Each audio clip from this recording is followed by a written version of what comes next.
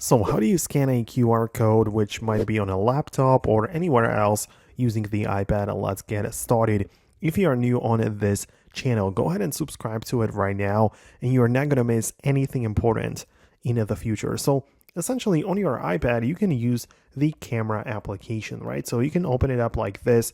And once you have a QR code ready on your laptop, or it even might be in the printed format, it doesn't really matter how exactly you get there, but you will essentially have the ability to point your camera at this and the QR code might be added right away, right? So you have the ability to just tap on it like this and then click on it to basically do whatever is written in there, right? So it depends on what exactly is inside of that QR code, right? Because you can scan it, and if there is a link, you can click on the link at the bottom and you will get to a page that was linked into that QR code, right? If it was something else, like a contacts link or whatever, you'll be able to use a different and dedicated app for it, but you can see that it works right away inside of the camera.